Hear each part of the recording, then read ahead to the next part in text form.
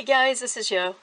Wanted to do a review of the Boye 12-month knitting planner that I picked up at Walmart a couple days ago.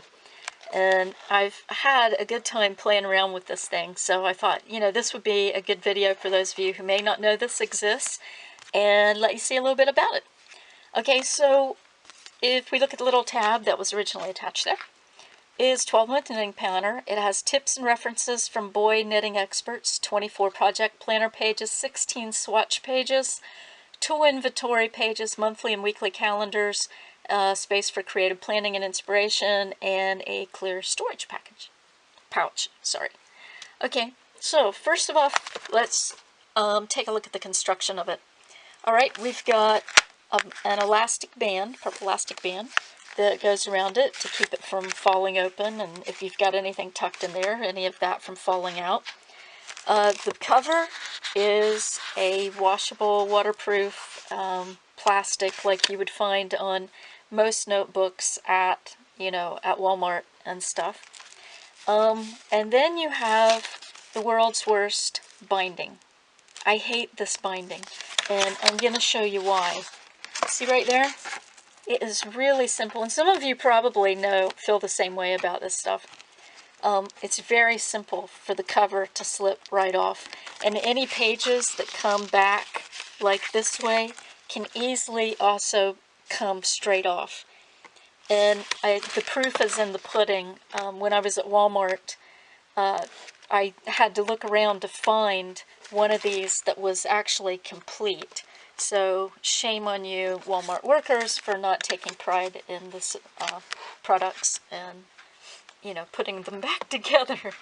So anyway, on with the show. Let's take a look at the inside, because that's part that's super cool. Okay, this is the plastic pouch I was talking about. And I've got my pencil in there, so I don't have to go searching for one. And if I didn't have a designer toolkit that I keep in one section, I'd probably put even more stuff in there. This knitting planner belongs to a place to put your name and address and stuff. And then, as with any planner, it's got the months up to 2019. And then, when you look at it from this way, we have reference, projects, inventory, and back here we come into the monthly planner, where you've got January, February, March, etc. All right, so taking a look at the reference point, reference starts off like any reference does. There's your tools and tells you a little bit about them if you're new to knitting, and what they look like, especially if you're new to knitting. Then over here it has also the usual weights and sizes and equivalents with your knitting needle sizes, both in US and in metric, and then the standard yarn weight system, which, it's really funny. With this, I used to always ignore it because I really didn't care, but when you begin designing and stuff and making your own things, this becomes extremely important. So, but the thing that I love the most about the reference section is the whole list of the most common abbreviations is right there. And that I love. And better yet, if you get into knit chart symbols, there you go. You've got your knitting chart symbols, which is super cool. It's the first time I've seen that in anything.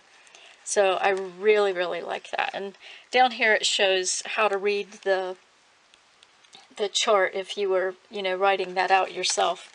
Then we get into the project section, and the project section gives you works in progress, and what the project is, the pattern, start date, due date, any priority to it.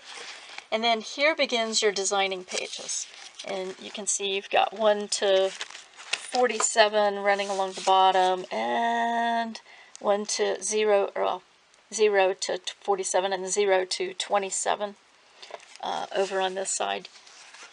And then on the opposite page, you have a little bit, the information about the previous one, about what the project is, the name of the project, bits and bobs about the needles and the yarn. It gives you a nice long to-do list that goes all the way down.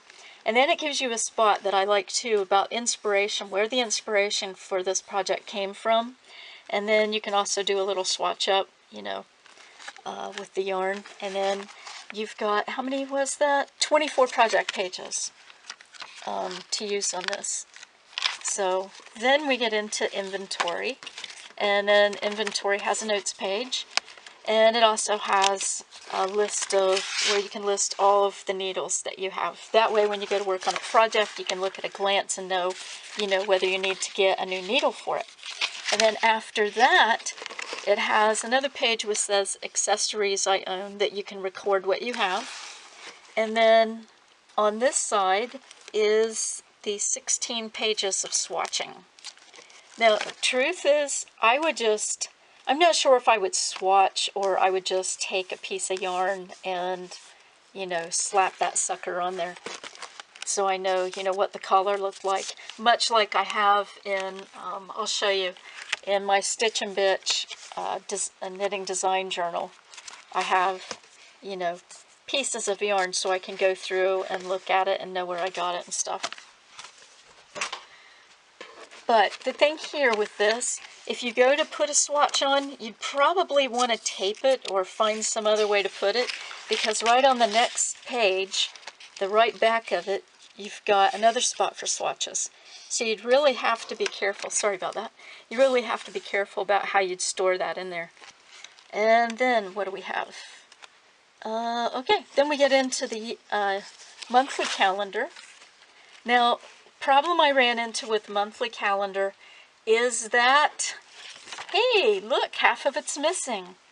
Yep, that was the problem I ran in on this one. Somewhere along the line, the page fell out, and all I have is Monday through Thursday through January. So January is not going to be a fun month. Plus, it has only 3 weeks of weekly things journal, because the other page is missing because it's on the back of the other half of that. So anyway, so that wasn't very nice to see. And then at the end of each month, there's a place for notes and stuff. Now, this is the way it's supposed to look. There you go.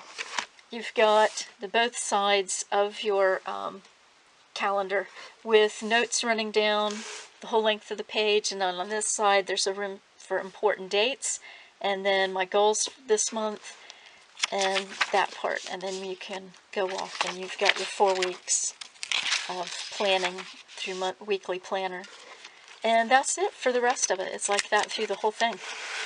But that was the only month that I had problems with. Now, it costs $12 and something at Walmart, and despite the little things that annoyed me, like half the month of January missing, and then, you know, not really caring for this type of binder system, I would still get it again. In fact, I'll probably end up getting the crochet one as well as having the knitted version of it. But anyways, I hope that helped if you were have never seen one of these before or were thinking about getting one. Had seen it at Walmart and just, you know, glanced past it or anything. But if you've got a journal that you really like to use, please share it in the comments below. And we will catch you later. Have a great one.